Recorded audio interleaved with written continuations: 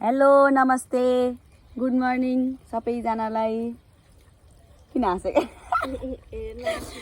video बनाउन लागि न हाँसिहाल्छ यार म चाहिँ अहिले मेरो अनुहार कस्तो देखेको भाइ शून्य हो मेरो अनुहार के भयो त म चाहिँ हिजो गाउँ आएको अनि त्यही भएर आज फेरि भ्लग सुरु गर्नु पर्यो भनेर बसेको म चाहिँ अहिले कफी खाएर यहाँ रमिना टन्टन अस्ति नै मैले चिना होला यो टन्टन पनि छ यहाँ अनि हाम्रो सानो चाहिँ मुख धुइरहेको देखाउँ भने अब फेरि देखाउँ कि नदेखाउँ देखाउँ नदेखाउँ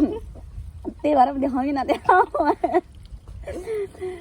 मैले अस्ति नि आँपको बोट देखाएको थिएँ नि आँपको बोटमा आँप त तर धेरै हो कि हो मैले आँखाले पनि देखेन यहाँ र अन्त रहेछ सबै झरेर सकिन्छ यो हेरेर आँप फल्ने बेलासम्म सबै झरेर भ्याउँछ यो यहाँ हेर्न सक्नुहुन्छ तपाईँहरूले चाहिँ आँप यो चाहिँ हाम्रो घर पछाडिको बगैँचाको आँप हो यो चाहिँ हामी आज भातसँग अचार बनाएर खानु नि हो यो त मोलेर खाए नि हुन्छ यार यस्तो धेरै त अचारको लागि धेरै हुन्छ होला अझै खोज्यो भने टन्नै झरेर सानो भोक लाग्यो यार चिया खाएर कसले खाएछ तैँले खाएर हुन्छ यो पखाल्दै खान्छु अलिकति मनले मानेन बाँच्न अहिले जराब्ने डन्डा फाल्देर के अरे पखाल्देर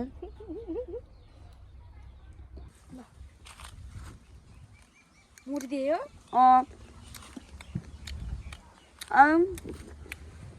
अमिलो पो रहेछ सानो यहाँ टमाटर कति धेरै रहेछ टमाटर टिप्न है डल्ला टिप्न लाउनु पर्यो टमाटर चाहिँ यो चाहिँ त्यो अस्ति मैले तपाईँहरूलाई देखाएको त्यो माछाको के भन्छ त्यो माछाको पोखरी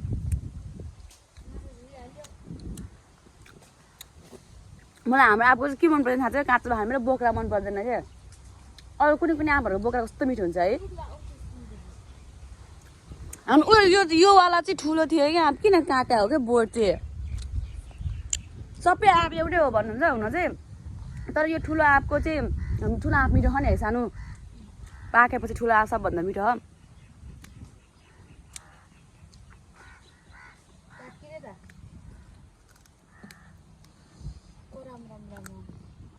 आज बाबाको मुखबाङ हाम्रो डल्ली चाहिँ अहिलेसम्म उठ्नु भएको छैन त्यही भएर म डल्लीलाई उठाउन जाँदैछु डल्ली उठ उठ सानो भनेको कति बज्यो कस्तो पानी पानी के हामीले आँप खाएर आँप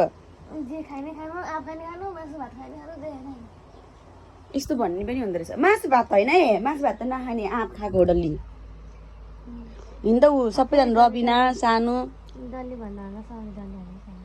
प्रकृति हो है नाम प्रकृति हो डल्ली होइन नि नाम फेरि किन हाँस्नु भएको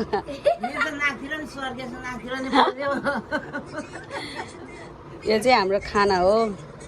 बिहानको यहाँ हाम्रो डल्लीको खाना धेरै हो आमाको चाहिँ यो के अरे चामलको ढिँडो बाबा चाहिँ तल बसेर खानु भएको किन हो ए ओ आँपको अचार त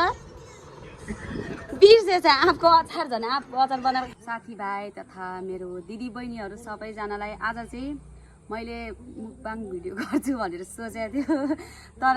स्टोरेज चाहिँ फुल भइदियो अनि त्यही भएर भिडियो बनाएको यतिकै खेर गयो त्यही भएर अहिले चाहिँ एकैचोटि बिहान भ्लग बनाएको स्टार्ट गरेको अहिले कति भयो बेलुका भइसक्यो घाम अस्ताउने भन्छ कि झोलिदिने लागिसक्यो यता चाहिँ हाम्रो आमाबाजेको घर छ है यो चाहिँ हाम्रो गाउँ पछाडिको तर एकदम यो काठो घाँस फुसले धेरै फोहोर भएको छ यो चाहिँ हाम्रो कागती पानी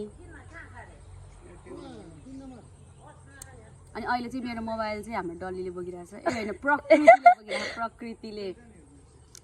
अनि यस्तै हो अहिले यस्तो मिल्यो भने हामी त पार्क जान्छौँ सानलाई फकाउन लाग्यो मेरो अनुहार रातो देखेँ होला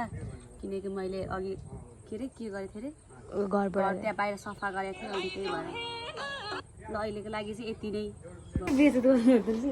यहाँ हाम्रो बाबा चाहिँ चिया खान लाग्नु भएको र होइन यो चाहिँ हाम्रो मामा घर हो तर हाम्रो बाबा कस्तो देख्नु भएको भाइ को हेलो गाइज भन्नु न हेलो गाइज भन्नु न हेलो गाइड गाइड अस्ति नै यही लुगा लुगा हो यही लुगा थियो यही थियो अहिले नि यही भएछ यहाँ चाहिँ हाम्रो प्रकृति लामा भने है होइन अस्ति को हो यो सम्पूर्ण महानुभावहरू यहाँ आमा हुनुहुन्छ दाजु बहिनी अनि हामीहरू नातिनी कोही नै होइन अहिले चाहिँ म माथि जान लागिरहेको छु यो चाहिँ हाम्रो माथि हो कस्तो यो धेरै नै ढ्याङ्ग्याङ म्याङ्ग्याङ छ क्या यहाँ माथि कोही पनि बस्दैन नि त त्यही भएर बिजोक छ बिजोक यहाँ चाहिँ हाम्रो हुनुहुन्छ मन्दिर रुम अनि त्यति लामो सङ्घ जस्तो कहाँ पुगेछ त है त्यो अस्ति खै के गर्ने मेरो बाबाले लगेर गयो थियो अब उ त्यो त नि के हो त त्यो खै होइन कि एउटा थियो कि लामो कति लामो हुन्छ यो शङ्ख अनि यो के हो हमको पता नहीं यो बुद्धहरूको हुनुहुन्छ छ क्या लामो हुन्छ कि एउटा के थाहा बाबाले बिहान बिहान बजाउँछ बाबाको छ अनि यतापट्टि चाहिँ अर्को रुम छ होइन यहाँ चाहिँ हाम्रो भाइ छ यतापट्टि पनि छ तर यतापट्टि नि कोही पनि बस्दैन यत्तिकै हो यो रुम बिजोक छ यो यत्तिकै कोही नबस्ने भएको भएर कहिलेकाहीँ चाहिँ हामी बसिन्छ तर मेन जस्तो भनेको दसैँतिर चाडबाडतिर चाहिँ धेरै हुन्छ किनकि के अरे परिवार फ्यामिलीहरू धेरै हुन्छ नि त पाहुनाहरू धेरै हुन्छ अनि त्यही भएर त्यति बेला चाहिँ हामी सबैजना यहाँ बसेको हुन्छ गर्मी महिनामा चाहिँ यो रुम बेलुका राति सुत्दा यस्तो शीतल हुन्छ बेलुका बिहान जाडो महिनामा झन् जाडो हुन्छ तर दिउँसो बस्यो भने चाहिँ यत्तिकै पाक्छ बिजोग हुन्छ बस्न सकिँदैन यही हो अब चाहिँ हामी खाना बनाउँछौँ अब के भन्ने अब के भनौँ म अब हजुरहरू के सुन्न चाहनुहुन्छ म त्यही भन्छु यो बाख्राको खोर अस्ति नै मैले कुखुराको खोर भनेर भनेको थिएँ के गर्नु अनि यो चाहिँ बाख्रा यो चाहिँ डेको यो बाख्राको डेको त्यो चाहिँ नाइटको हो है गाइज अनि बिचमा चाहिँ बिचको टाइममा चाहिँ जङ्गलमा हो यो चाहिँ हाम्रो धारा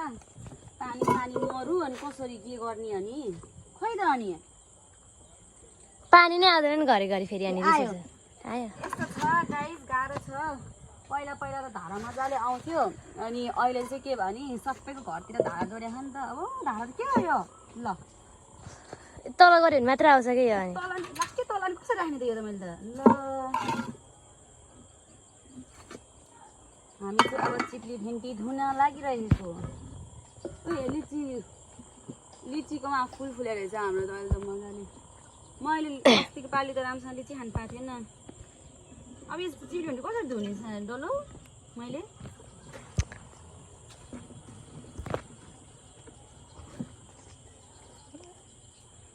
के हो एक्सनले भिडियो बनाइदिइरह त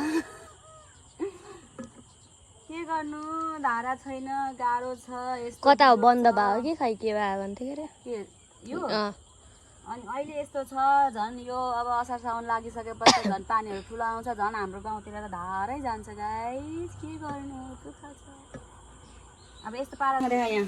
फोकस फोकस हाम्रो चाहिँ यहाँ भुजिया पाकिरहेको छ अनि यहाँ चाहिँ खाना बसाल्यौँ अनि दाल पाकिसक्यो अचार पनि बनिसक्यो अब खाना मात्रै बाँकी छ हाम्रो भ्लग पनि यस्तो आइटमको हुन्छ कि आइज न हामी यहाँ बस्नु खाट्न हाम्रो भ्लग चाहिँ यस्तो आइटमको हुन्छ कि बिहान उठ्यो यसो हेलो गाइज भन्यो अनि त्यसपछि खायो अनि फेरि सिद्धो भ्लग अनि फेरि बेलुका भयो हेलो गाइज भन्यो अनि फेरि पकायो खायो सिद्धो भ्लग आजको रातिको लागि चाहिँ सक्यो किनकि फेरि भात खाइसकेर बिर्सिन्छ अनि मोबाइल चलाउनु पर्छ अल्छी लाग्छ त्यही हो गाइज